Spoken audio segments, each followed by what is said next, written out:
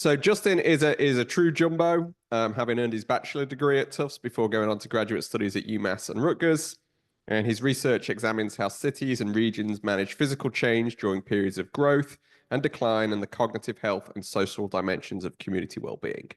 He's going to share with us today some research from a much warmer climate. We're going to go to Uganda and Kampala, where Justin's going to talk to us about flooding and plastics pollution. So I'll turn it over to you, Justin. Thank you. Thank you, Andy. So yeah, can you hear me okay? Great. And thank you as well to Coco for the invitation and Sinette for helping set this up. You know, definitely a real pleasure and honor to be able to be here today to talk about some of my research. And they actually also asked me to tell you a little bit about myself, a little bit about my journey. Many of you are at this point in your academic studies that you're starting to think about, like, well, what is life after Tufts going to look like?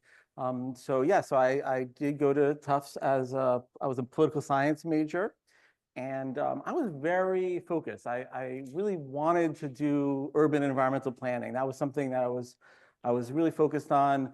I got out of college and I struggled a little bit. A lot of the jobs I found right away weren't really what I wanted. And I did a lot of like outreach, informational interviews, talking to like Tufts alums, talking to just random people. And eventually I learned that in this field, the planning field, you need to either get an internship or go to grad school. And at that point, I had a lot of student loans and credit card debt, and I was not going to go to grad school. So I landed an unpaid internship at the Metropolitan Area Planning Council, and that is the regional planning agency for Greater Boston. And I loved it. It was just amazing. I had so much fun. I was involved in transit-oriented development. We were planning around commuter rail expansion down to South Shore, Boston, and thinking about land use and transportation, the intersection, housing, real estate development, all that kind of stuff was so interesting. And then from that ended, and they didn't have a job for me, so I got another internship. This one was paid, working for the MBTA, had this real estate agency that kind of needed some help with some stuff, so I did that for a little bit. Eventually, I landed a job. I got a full-time paid job as a regional planner, actually, same in the Boston area, but this one was in Fitchburg, Massachusetts, so north central part of the state, about 40 miles west of here. And I love that job too. That was really awesome. And they actually paid me to do it, so it was even better. I was involved in watershed planning, growth management. We did emergency planning. I worked with the fire department and think about like hazards. And yeah, so it was really terrific. I did learn though, after being there for about a year, that if I ever wanted to make enough money to live on, which the salary was very low, I would need to get a master's. So just like to be able to move up, to be able to do more interesting things. So I did go back to school. I went to UMass Amherst. It's a 2-year professional degree, similar to what we do in my department in UEP. And when I finished that, I won a fellowship to work for the federal government. That's the Presidential Management Fellowship Program. And I got hooked up with this agency that is essentially like the real estate agency for the federal government. They build buildings, they develop stuff, they sell buildings, they sell land. So it's called the Public Building Service. It's part of the General Services Administration. And so I did that actually for a long time and really loved it. It was really terrific. I first was based in the Boston office here and then relocated to the New York City office. I was involved in a range of really exciting projects. But at that time, my wife got a job as a college professor. And I was like, okay, that's better. So I, got to see what that life was like. And I was like, yeah, I could, instead of being a planner, I could like teach about planning and I could do research and I could still kind of do planning on the side. And I was right. So I had to go back to school again. I went to Rutgers but then after finishing there, I came back to Tufts. So that was about 10 years between graduating and coming back. And I've been here for quite some time since. And I get to do all those things. And I'm involved in a lot of different types of research. This is one kind of thing that I've been interested in the last few years, but I'm involved in more kind of like urban design, more land use planning, real estate development type of research. I do a lot of stuff on technology, AI. So this is just like one area. And if you are interested in learning more about what I do or even being part of it, I have some of my students who work with me in the room. I do hire students. Usually I have like around 8 to 10 students a year as research assistants or editorial assistants that work with me. So if it's something that you want to learn about what I'm doing and you want to be part of it, I'm happy to talk about it. But today we're here to talk about civic engagement, flooding, and plastic pollution in Kampala, Uganda. Uganda is known as the Pearl of Africa. So we're talking about sub-Saharan Africa. Inland, it's on Lake Victoria, but we're talking about the Eastern Africa part that there's no coastline. So when people think about flooding, a lot of the concerns are around sea level rise and coastal areas. Well, so this is really a very different story. This is about an inland city, Kampala. And I really wanted to spend a few minutes kind of giving you some context before I get into the slides. This is a project that came about because I was collaborating with a Fletcher professor, Karen Jacobson, and she is really interested in the problems of urban slums, also more generously known as informal settlements in Africa. That's Africa is her specialty. She does a lot of work around migration. I mentioned Uganda with its location. Well, the other thing notable about its location is it borders the Democratic Republic of Congo. And raise your hand if you've heard about anything. Congo has been in the news lately. Have you heard of anything going on there? Yeah, so it's a civil war going on, it's a coup. And so there's a lot of violence and people are fleeing. And where are they going? They're going to Uganda, many of them. And it's and this is what Karen Jacobson studies. She looks at these flows of migrants, what kind of experience do they have, and their vulnerability to environmental hazards. So her and I were kind of starting to put a project together. And right at that time, a giant foundation was formed. Has anyone heard of the Quadrature Foundation? Quadrature? So it was set up by a private equity firm that I'm pretty sure goes by the same name. And they made actually a big splash. This was probably like 5 or 7 years ago. And they announced, we are going to donate $100 million a year to address climate change. And so that $100 million a year, a small percentage of it went to the Woodwell Climate Research Center. Now that's a research group that's based in Cape Cod, co-located with the Woods Hole Oceanographic Institute. And their goal they never told us how much exactly they got, but definitely in the millions. Their goal was to create a global climate model. So think about this. You have a computer, a bunch of computers, and you put all this data from the whole planet, and you're able to predict 2 things they were focused on. In the future, where is there going to be extreme heat, and where is there going to be flooding? So huge amount of effort. They built this model, but the problem was it was very coarse. So that meant a city like, let's take New Paltz, New York. It was just a big blob, essentially like one cell, like on a raster map. Not useful at all. So Quadrature said to them, we'll give you all this money, and what you can do is go to New Paltz, sit down with the people in the community, get more refined data, and then calibrate your model, so make it more detailed, and then it'll be useful. And that worked. So they were able to collect rainwater, topography, policy data, and they were able to calibrate their model. And now when they made maps, it was very detailed maps. So they did this for a couple of US cities, and then Quadrature said, what about the rest of the world? What about Africa? Why don't you guys do some stuff in Africa?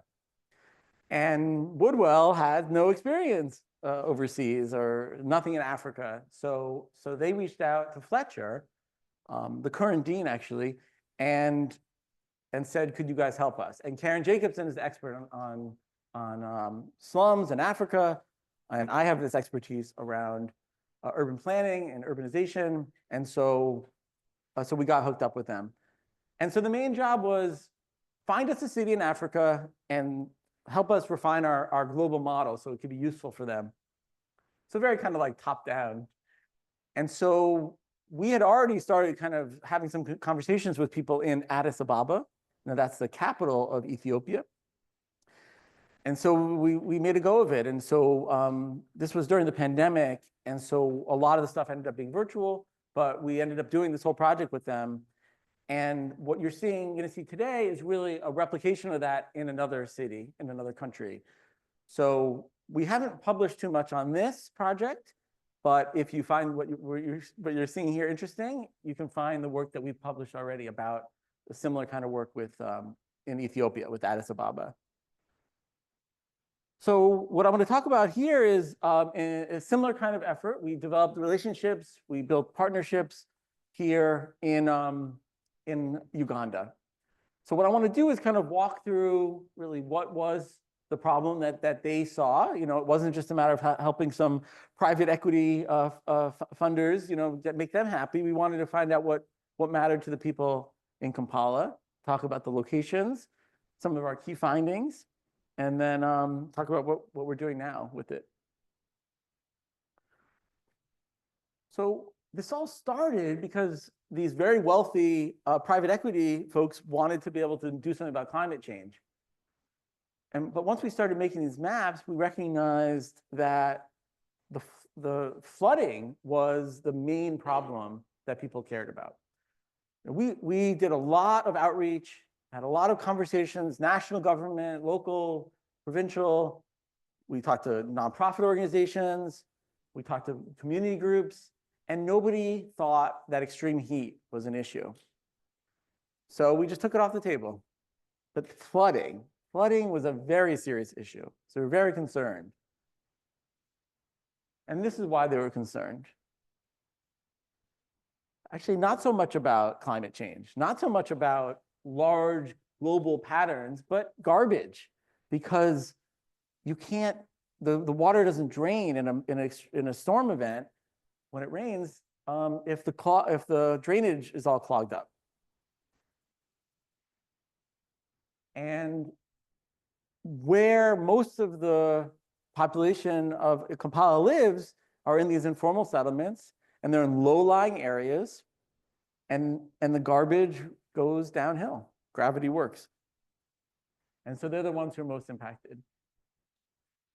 So to organize our research, what we did was with our local partners, we identified these three informal settlements, Acholi Quarters, Kifumbira, and Katugu Baba, as places where there were some serious flooding problems in all of them, very large populations, and that we had contacts in each one where we could be able to do some meaningful research.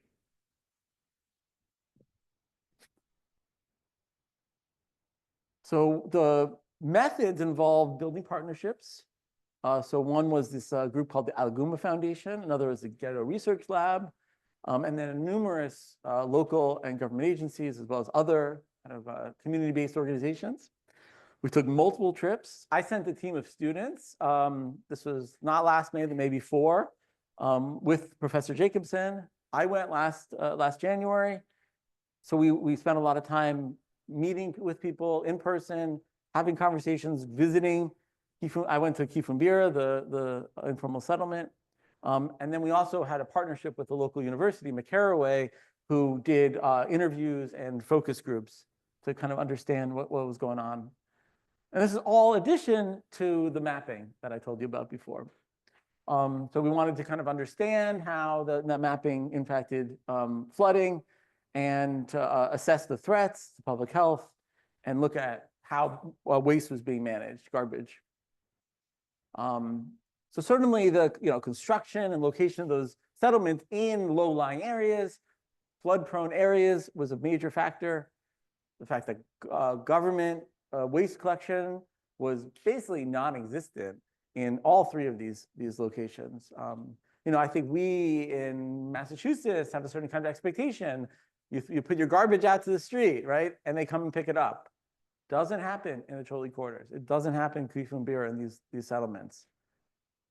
So it's a bad situation. People will just throw their garbage in like local ravines, and it'll just pile up. So plastic waste was a big source of the clogging of the drains. And then we also kind of looked at kind of basically attitudes around waste. Not so much in the informal settlement areas, but in the wealthier, more affluent areas uphill. This kind of feeling like, well, that's a garbage area, and it's okay to toss it there. So certainly a lot of risks around the flooding. We heard some crazy stories, like literally like a couple days before I arrived, they told me about how there was a heavy rains, not like 100-year flood or anything. It was the kind of thing that happened periodically. And that they had like 3 people died, and that they were just drowned by the rains, and that they were saying how they weren't even reported to the authorities. They're just going to take these bodies and put them in a truck and just bring them back. Most of these people are rural to urban migrants, so they just bring them back to their village and bury them there. Because if they told the local authorities, they would just bulldoze the settlement. So this is a very serious kind of regular occurrence. Unstable ground, that's the name of the presentation. Because of the way that these settlements are built, it's essentially built on garbage, on top of garbage. So when you're walking around, the ground moves. It's not stable, and people have been killed falling into into holes in the ground, and it's very serious. And then, of course, people have their livelihoods disrupted if like their belongings are destroyed. Or like a lot of transportation in Kampala is by essentially motorcycle. They call it a boda, and that's true in other parts of the world as well. And so a lot of them live in these informal settlements, and a big flood will just destroy your bike, and that's your livelihood, your motorcycle bike. So pretty serious, but other problems as well. So I started off telling you guys about this map at Woodwell. So I did want to show you what it looks like, just big picture. So we did this first map in 2023, and you see how they're projecting in 75 years into the future an intensity, right?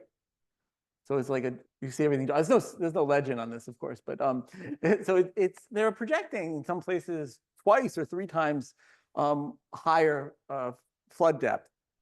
But the crazy thing is that like they're out there on Cape Cod running their computer models. We showed this to our partners, and they laughed. They're just like, that's ridiculous. It's basically it's like the whole city. I mean, like when you're talking about a flood event, that doesn't even begin to capture. So the modeling only kind of goes so far. It needs to be validated by the local people.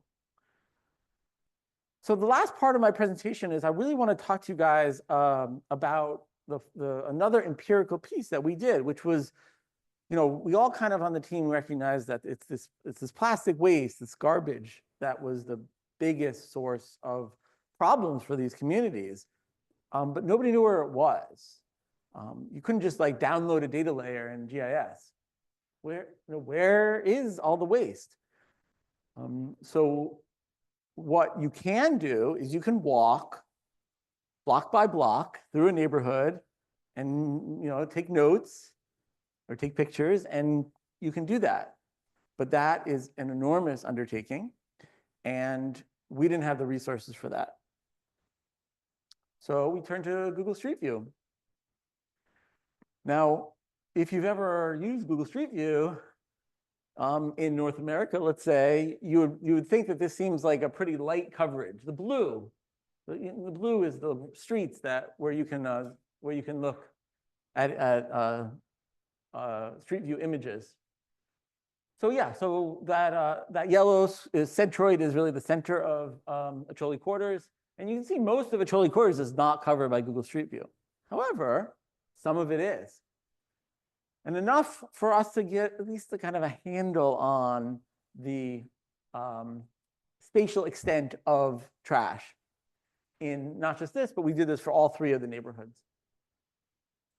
So I had to do some sort of like a sampling, and I should mention, I worked with Elijah Mensah. He was a UEP graduate student. He graduated recently. He's a planner now in Newport, Rhode Island. So what we did is we set up a grid. and only where the points of the grid intersected was essentially where we sampled. So systematic sampling. So we did not look at every single point on these roads. So it was a smaller sample that way. And this is basically what it looks like. We had a methodology where we identified only if there was a certain amount of trash would it qualify. Sometimes like an area, there's like a little piece of garbage here, a little piece there. So like that generally didn't count. It had to be like masked in a certain way. And we had a second student who kind of validated all of Elijah's counts, but it was basically just yes or no. Dichotomous variable, is there presence or is there not? And he would actually like go to that point on the map and then do a 360 to look around to see. So this took a long time, but certainly nowhere near what it would take to actually do a full survey on the ground. I mean, a full survey on the ground could cost like, $500,000 or something like that. And he did this as, in like for a couple $100 in salary and then part of his thesis. So it's pretty reasonable. So this is what it looked like for one of the neighborhoods. And what you should see here is this kind of core, which is that half-mile radius around the centroid of the settlement. And then what we wanted to do was kind of compare that with the kind of surrounding area. So we looked at a full mile. So it's that donut past the half mile to a mile that we wanted to know, was that any different in a meaningful way? And I'm going to zoom in here so you can just get a little bit of a better look. I mean, for me, what I take away is like, it's like most of the points in that center core of the settlement where there was street view imagery, there was garbage. But it was more mixed in terms of that outlining area. So it wasn't quite so. And you have to appreciate Kampala, like it's probably like 80% of the city is like informal settlement. So it's not like you just have this like one little settlement and then you have to travel like miles and then you have another one. It's not like that. So it's not really surprising, but it was certainly interesting to see that. And then what we did was we also used some spatial statistics to try to understand a little bit more formally, like, so what kind of clustering are we seeing here? So this is a technique called global Moran's eye, and it's really looking at whether or not there's, in the case of this, it's like plastic. Is there plastic next to someplace else where there's plastic, or is there like no garbage next to someplace where there is no garbage? So I'm going to zoom in again on this one. So you can see that same finding I kind of alluded to, but demonstrated in a little bit with a more statistical rigor. So certainly inside the settlement, you definitely have a lot of these kinds of what they call high hotspots, and then outside, it's certainly there are very few of the high highs, and there's some of the low lows. And as it turns out, though, that one of the other settlements looked like this as well, but one of the third one did not. It was more mixed. So, but just one more on this. So, like, what this did is it gave us some information about not just where the trash tends to be accumulated, but what kind of patterns are emerging in terms of across within the settlement, outside. So it gave us some insights, and we shared this with our local partners. So as they kind of think about designing better garbage collection processes, this is a useful lens. So what we did after we kind of completed this phase of work with the Woodwell Climate Research Center, we talked to our local partners, and we actually, when I was there, we visited the US Embassy in Kampala, which was really quite something because, I mean, I've been to different federal government buildings and embassies, but like most of Kampala is very poor, as I've alluded to. You come to this compound and like the thing is just like all marble and gold, and the message to anyone visiting is we are the wealthiest country in the world and don't you forget it. So that was really, really astounding. And but we went there and we met with the USAID people, and told them about what we were doing. And they ended up giving us a grant, $250,000, to be able to essentially implement what we had been learning in terms of doing outreach. One of the things that they kind of organized it around is what they called environmental defenders. So a lot of these, like Get a Research Lab, I mentioned, like these nonprofit small groups are doing this work. We don't need to like reinvent for them. It's a matter of just supporting them, giving them resources. So Tufts University was the prime grant recipient, but we gave most of our money to our local partners, to the local university, Alguma Foundation, and helped them do training. We did some of it ourselves, capacity building. We ran a cleanup campaign to actually like kind of help people understand like what's possible if you get the resources together. You have the money and you have the garbage trucks, like what can you really do to kind of clean up some of these neighborhoods and reduce the flooding risks. And then we also, the university helped us with kind of like a baseline study just to kind of understand, you know, what people's attitudes are about the garbage. So I want to show you a video that we did that kind of helps you understand. It's just 4 minutes, and it helps you understand what the cleanup campaign looked like. And to orient you, all the way to the left is a project manager that we hired to kind of help us on the ground. He used to work for the UN, so he's very familiar with the area. In the center is Professor Karen Jacobson, so she's the Fletcher professor. And the right is our colleague Rita, who is with that foundation that I mentioned, Alguma Foundation.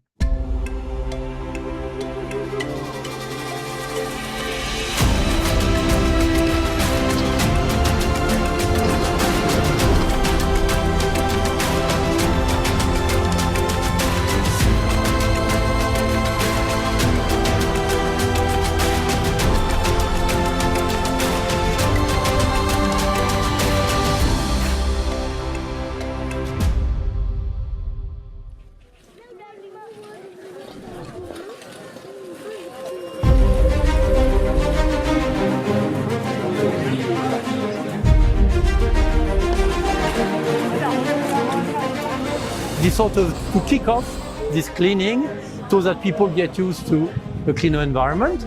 After this kick-off event, every month we will try to resume with, you know, obviously Alguma Foundation, funding from USAID, with Tufts University, with us, so that every month we do this cleanup, so that gradually, as I said, people sort of start behaving better vis-à-vis their own environment.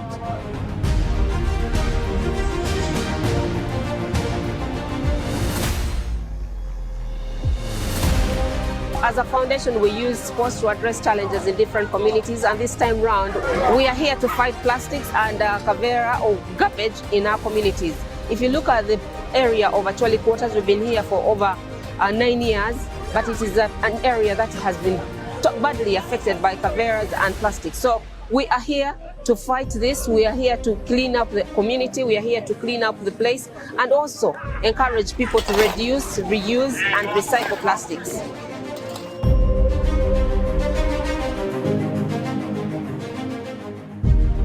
Kale tweseza project eno tusomese abantu bo mu kifumbira obuyonjo kiche bugasa okulabisa kasasiro katugenda kusomesa abantu plastiki omutegeka ate yekka then kasasira avunda omutegeka ate yekka kasasira avunda oyo tugenda mukola manyu walo project twategesemu y'abavubuka wane mabega then plastics nazo tujja kujanga tuzze ku bantu ku mulyango gwabwe tumale omupakinga bulungi tutwale ku makolero kubanga obuzibu bwonna obwakasasiro mu Kampala businga kuva mu bitundu byaki by'enzigotta.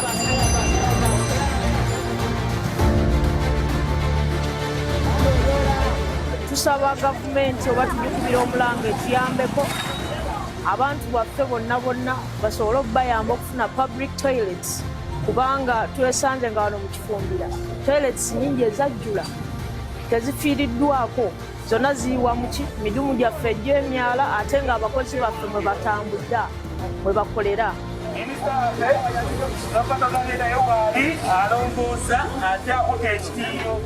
We are here to pass a message that this is the Kampala we want. This is a capital city. Regardless of where you are, we need to live in a smart and clean environment. First of all, let's love our areas where we stay. our surroundings, then we shall be able to talk about a smart city and a beautiful Kampala. It starts with you and me.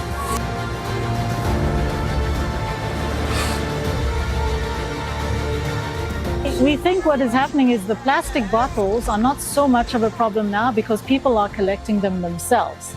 The big problem now is the kavera. The kavera is there's more and more coming. It's what's clogging up the drains. It's what's creating so much garbage, and it lasts a very long time. And we're hoping we can work with community to reduce the use of kavera and to rather go shopping with more permanent baskets or bags that they can use. And we hope the people who produce the kavera will also help to find a replacement for that, because the kavera is the problem that never goes away.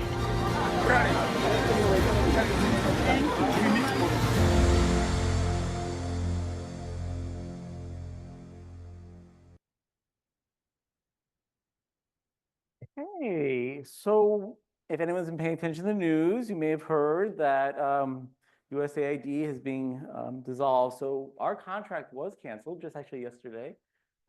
So we haven't, we weren't able to really finish the project. We did the cleanup campaign. We were supposed to do this big kind of closing workshop where we kind of brought all the different community leaders and politicians together to kind of reflect on the experience, and then, but so do some additional training. But so we weren't able to do that. But we are talking to other potential funders. So we're hopeful that we'll be able to get started up again. We have continued to kind of like on our own, just the resources that Tufts has to be able to use GIS, and we've done different types of vulnerability analyses. And so the writing up our results and kind of sharing it more broadly kind of with the academic and professional community. So thank you for having me.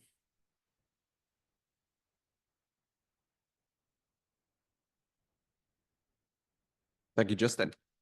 We have time for a few questions. Has anybody got any questions?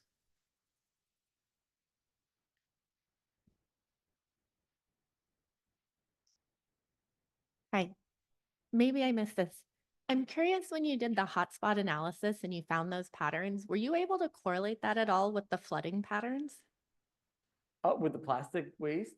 Yeah. No, we didn't do that, no. And the thing is that the data we had wasn't that, you saw this kind of global climate model that produced the kind of intensity of flooding, but like that, like I said, that wasn't considered to be accurate by our local population that we worked with. So we didn't want to correlate it with that. We didn't think that would be helpful, and we didn't have the resources to actually get like actual real data from the community on the location of where that flooding is actually happening.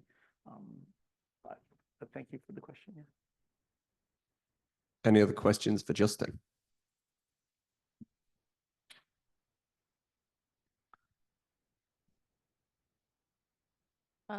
One woman mentioned briefly in the video about also the human waste population that's happening in the community. And so I was just curious about the wastewater situation and how that impacts. I'm assuming like that's a huge risk with flooding, with like contamination, et cetera. So I was curious if you could expand more about like what the like water infrastructure situations looks like. Yeah, they mentioned how the existing public toilets are just clogged. They're just not operable. So, I mean, when I walk through Kifumbira, I mean, it's like nothing I'd ever seen before. I mean, like there's just these bags on the ground everywhere filled with human waste. So that's what people do. They go to the bathroom in the bag and then they just throw it. So Professor Jacobson was talking about the kavera as a big, thing. Maybe people can try being more careful. This is how they go to the bathroom. So it's not managed. It's just not managed, and that's why there's these plastic bags everywhere. So the answers are not simple, but certainly introducing more public toilets is what they're saying as a way to help at least reduce the need for the kaveras. Yeah. Thank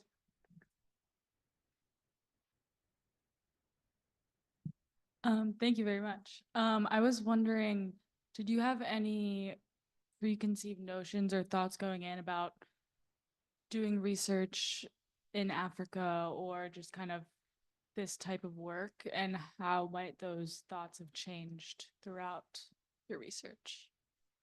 Okay. Yeah, I definitely did not really know what to expect because I had never done research in Africa before I started with the Ethiopia one, and I'd never been there. My trip to Kampala about a year and a half ago was the first time I'd ever been to Africa. So everything was just so new. So I guess yeah, my preconceived ideas was that the conditions in these settlements were poor, and that average salaries were low, and like that the conditions were bad. I just had no idea how bad, to the point raised over there. I mean, the fact that people live like that, and the other thing that really struck me was nobody talked about this before I got there, but in Kampala, when you arrive, there's just this haze in the sky, and you hear about like Los Angeles and smog, and it was like that the whole time. I was there like a week. It was like that the whole time, and they said it's basically always like that. And I kept asking, I was like, why? Like, what's contributing? And nobody could give me a straight answer. People weren't really sure. That like, oh, the diesel trucks, whatever. But when I went to Kifumbira, the settlement, I found out why. Because when you first arrive, there's this giant building where they store wood coal. Anyone know what that means? Wood coal?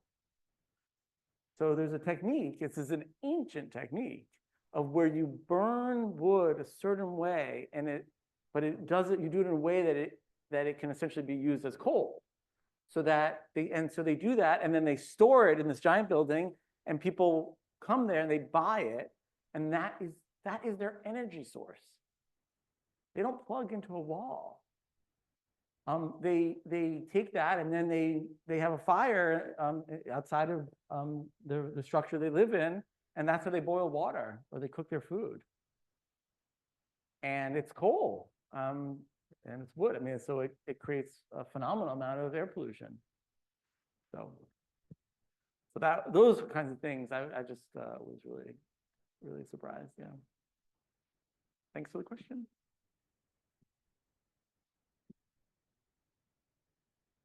Yeah, thanks so much, Justin. I know, I think it was Rita, one of your partners, was talking about reduce, reuse, and recycle. And I was wondering if you could talk more about the recycle piece and how feasible that is and kind of what the options look like for that in this location.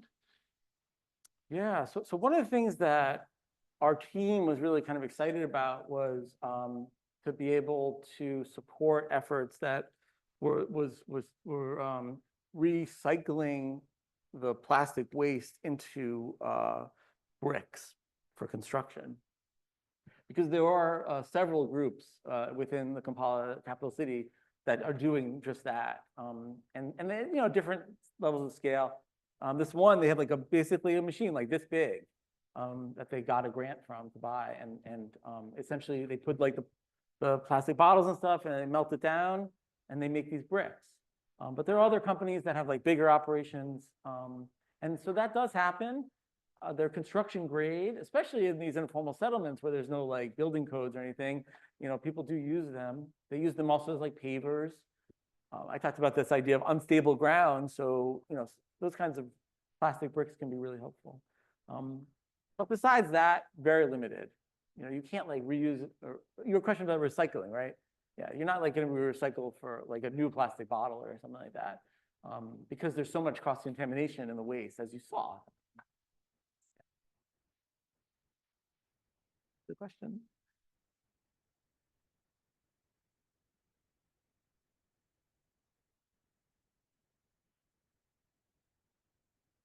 I guess my question follows along that one nicely.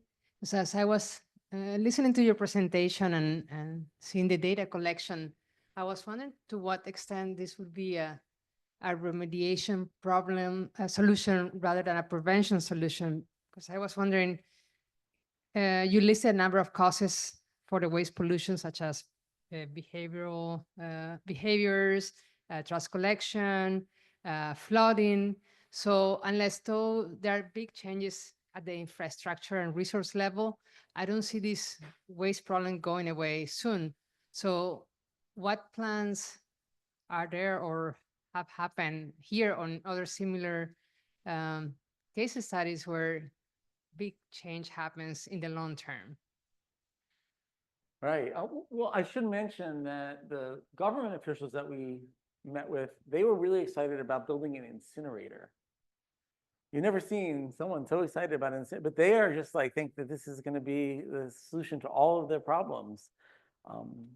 And I mean, here in the US, we think about incinerators as like causing all kinds of toxic air pollution. But for them, they have this very serious waste management problem, and they think that that's going to be the answer. But I mean, you know, if you look, so I think your question is like, what about elsewhere? Like, how else can a community deal with some of these problems? And I think it all comes back to this challenge that my colleague Karen Jacobson starts with, which is these refugees, that you have this problem of these cities just being overwhelmed with people, and they have no place to live, and there's no land for them, and they have no place else to go, so they're not going to forcibly remove them. So like it's a kind of overwhelming of the system, you know. So if let's say Somerville was inundated with 1,000 or even 5,000 new people, it might get ugly, it might be a little bit rough. Eventually we have the infrastructure, the institutional setup to be able to rapidly construct some new buildings to house these people. There would be a way to accommodate that.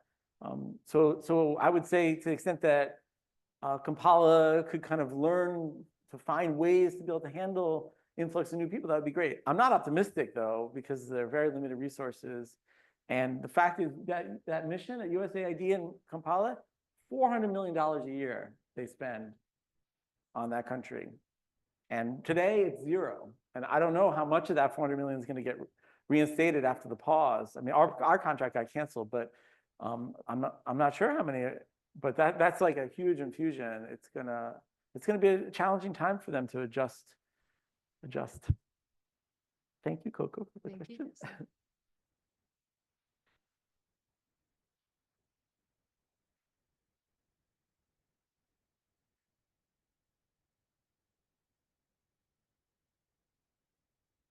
Thanks for the talk. I was just curious, you mentioned kind of or alluded to kind of a hostility between city or government officials and people in these settlements, as in when there's flooding, it's not necessarily reported to authorities because then the settlements would be taken down.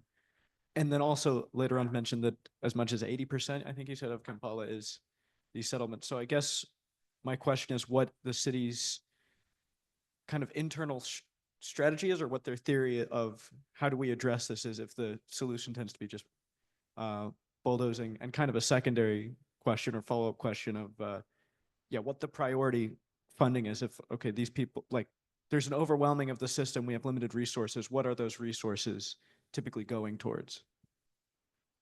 Well, so in my conversations, you know, what I learned in our research about their strategy, it is to exactly what you said, to just remove the settlements, to bulldoze them. And I don't know, I mean, it's not a perfect analogy, but anyone follow what's going on in Boston with the Mass and Cass intersection? It's the same thing. Homeless residents, unhoused people, are setting up tents, and they just need a place to live. And the city of Boston's like, you're out of here. I don't think, is it still up? I think they took it down, right? But this is something that happens in North America as well. And, you know, cities move usually pretty fast to remove these. And it's just that Kampala, it's just not a priority, and they have other competing issues, and they have limited resources. So it's hard for them to do that. And then they know as soon as they demolish it, these people are going to start just building someplace else.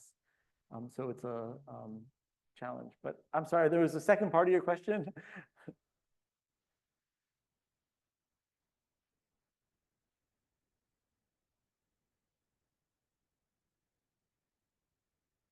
It's really to attract like external capital investments, you know, to build apartment buildings or hotels, office buildings.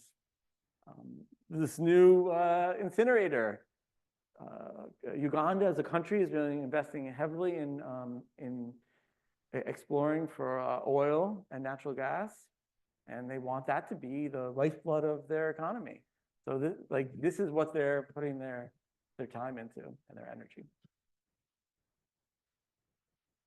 Thank you so much. Thank you for a really fascinating presentation. One of the things I really loved about your presentation is how you talked about bringing students to the field, and you talked about sort of some of the work that master's students are doing with you. I don't know if you ever also bring undergrads, and if you could talk a little bit about sort of what undergrads would be doing versus what master's students would be doing if they were joining you in the field.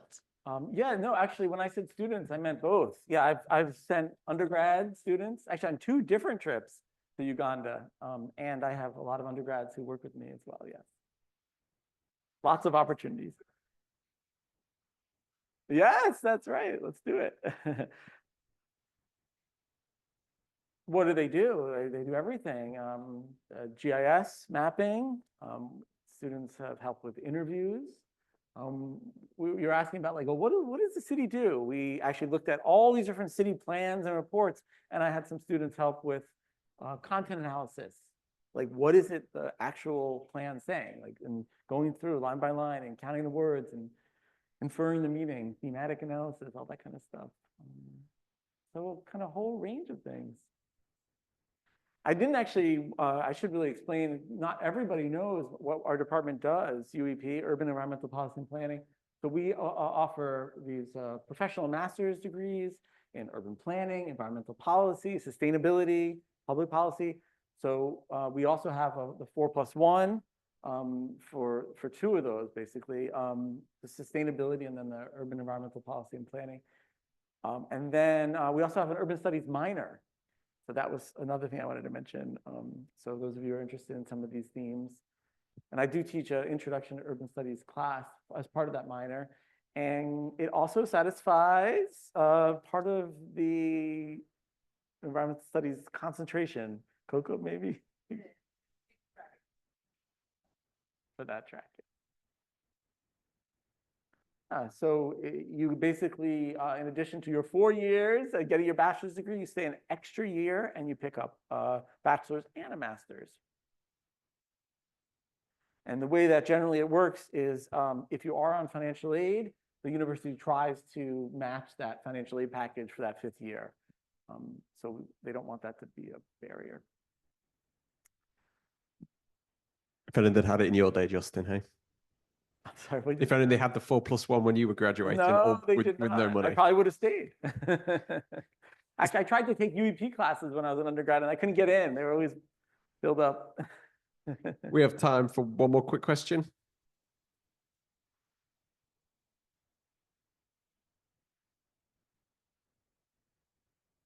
Thank you. You know, I'm another scholar, so like I do a lot of stuff with computers, but it felt like the most inspiring part of the presentation was the video. Like, you know, they're actually going out and doing things. And it wasn't entirely clear to me to what degree the computer analysis actually made that happen. Like, can you connect those dots better? Because, you know, I don't know whether they could have just like used their eyes to see where the garbage was and done the cleanup that way, or if there's something about the computer analysis that facilitated that. So that'd be helpful. Thank you. Yeah, definitely an excellent question. The work that we did, serious scholarly work, using computers and using other tools, that allowed us to make that presentation to USAID and that Kampala mission that I told you about. And to make the pitch that we are doing something really interesting and that we bring gravitas, establish us as experts. But we brought with us our community partners. It wasn't just a bunch of Tufts professors. We essentially kind of made this case that we had this great team that was very embedded in the community. And then they gave us the funds to be able to run this. And so, yeah, to your point, not that much. I mean, these people, they know where the garbage is. They didn't need us. But you know, we were able to kind of be that link. They would not have been able to get the $250,000 on their own. That's where we were able to provide a service. And I did mention this baseline study. So, you know, we have been doing that and, you know, trying to understand to what extent in a systematic, scholarly research way, like what are the conditions? How does this work improve? Knowledge, skills, attitudes around waste and garbage and flooding. And so we are kind of adding value in that way. Well, we were, and up until yesterday. Okay, thank you, Justin.